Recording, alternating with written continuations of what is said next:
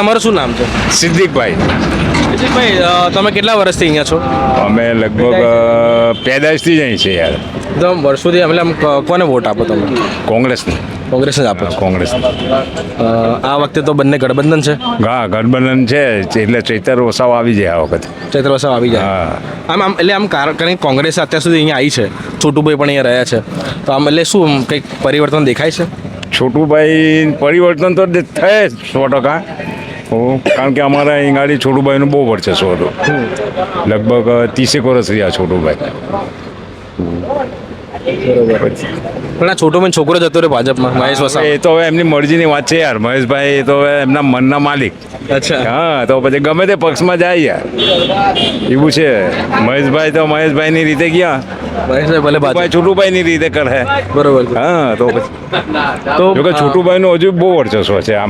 આમ આદિવાસી પટ્ટી ઉપર છોટુભાઈનું બહુ વર્ચસ્વ છે. તો અત્યારે અહીંયા શું લાગે છે આ વખતે કોણ આવી શકે, મનસુખભાઈ કે ચૈતર? તો ચૈતર વસાવાનું જોર બહુ છે. કાલે ભરૂચમાં રેલી તમે જુઓ, આજે પેપરમાં કંઈ આપ્યું નથી. અચ્છા. હા, એટલે બધું આવું છે આ રાજકારણ. ચૈતર વસાવા વિશે કશું આપ્યું નથી, કંઈ લખ્યું નથી. કાલે ભરૂચમાં કેટલી બધી રેલી અહીંથી અમારા અહીંથી જ ગઈ હતી બધી. બરોબર. 200-250 ગાડીઓ છે. અચ્છા. પણ તો તમે નરેન્દ્ર મોદી વિશે શું કહેતો પછી? ના, મોદી સાહેબ તો હવે બધા માટે સારું જ કરે જ ને યાર. મોદીએ તો આખા દેશ બદલી કાઢ્યો. તો મોદીથી વાંધો નથી, પણ અહીંયા મનસુખભાઈથી વાંધો જેવું છે. મનસુખભાઈ 30 વર્ષમાં શું કર્યું યાર? અચ્છા. તો અમારા ઝઘડિયાનો જુઓ તમે, આ વિકાસ ઝઘડિયાનો કશું નહીં. હા, રસ્તાઓ તો દેખાય છે વર્ષોથી અહીંયા અંકલેશ્વર અને ઉલટું અમારા ઝઘડિયાના લોકો મજૂરી કરવા અંકલેર ને ભરૂચ જવું પડે. એવું ટાઈમ છે. બરોબર છે. ઝઘડિયા જેવું પહેલાં હતું ને, જેવું ઝઘડિયા પહેલાં તો હવે ઝઘડિયા નથી. હવે બધા મહેનત મજૂરી કરવા એમને ભરૂચ, અંકલેશ્વર, સુરત, મુંબઈ લાઈન પર બધે ભરૂચ પર ત્યાં જઈને પેટની પૂજા થઈ રહી છે. પહેલા કેવું હતું ઝઘડિયા? પહેલાં ઝઘડિયા 1 નંબર ઝઘડિયા હતું. એટલે આમ કઈ રીતે એટલે કયા સેન્ટેન્સમાં વાત કરું? અંગસમાં એ માટે કે ધંધાદારીમાં બધામાં બધું બહુ સારું હતું પહેલાં. હમણાંનું તંત્ર એટલું બગડી ગયું છે કે લોકોને મહેનત મજૂરી કરવા માટે સુરત જવું પડે, ભરૂચ જવું પડે, અંકલેશ્વર જવું પડે. હમણાંની પરિસ્થિતિ એટલી ખરાબ છે ઝઘડિયાની કે ના પૂછો વાત. પણ આમ વર્ષોથી કોંગ્રેસની સરકાર રહી છે અહીંયા, છોટુભાઈ રહ્યા છે વર્ષોથી. હવે ચૈતરભાઈ આવે છે એવું કહે છે લોકો.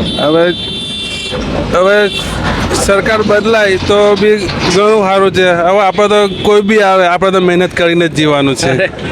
હા, એ તો છે જ. તો ભાઈ તમે કોને વોટ આપો? હવે વોટ તો હવે કોઈ બી હોય, આપણે તો જેને આવે એને આપણે આપવાનું જ છે, એ તો સવાલ જ નથી. એટલે અત્યારે ચૈતરભાઈને આપશો કે નરેન્દ્રભાઈ મોદીને જોઈને આપશો?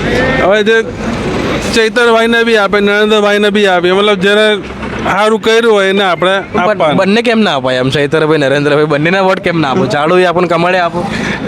એ તો હવે આપવું પડે સાહેબ. હવે જબરું સેટિંગ છે, પણ સારો બંને જગ્યાએ વોટ આપીએ. બંને વોટ હવે બંને જગ્યાએ વોટ તો આપી ના શકે, કોઈ બી એક જગ્યા અપાય. એ તો પૂછું. એ તો અંદર જાય ને જાય અંગૂઠો પડે તો આપી દેવાનું હોય. તમારો અંગૂઠો ક્યાં પડવાનો છે? એ તો હવે કહેવાનું હોય. બરોબર છે, બરોબર. કહેવાનું હોય. હા, તમે ભલે ચાલો કોંગ્રેસને આપો કે ચાલો ભાજપને આપો. હવે વોટ કઈ જગ્યાએ વોટ ચાલુ જાય એ આપણને શું ખબર પડે? ઓ અચ્છા. હા, બધું કોમ્પ્યુટર સિસ્ટમ ભલે આપણે ચાલો કોંગ્રેસને આપવું હોય તો એની અંદર એ કોમ્પ્યુટરના અંદર કંઈથી કંઈ ચાલ્યું જાય. હવે એ આપણને થોડી ખબર પડે. આપણે તો જાણે કે ચાલો કમળને આપીને આપણે નહીં ગયા, કમળને આપણે સિક્કો માર્યો, હવે કંઈથી કંઈ ફરી જાય આપણને ખબર પડે? કશું ખબર ના પડે. અચ્છા. હા.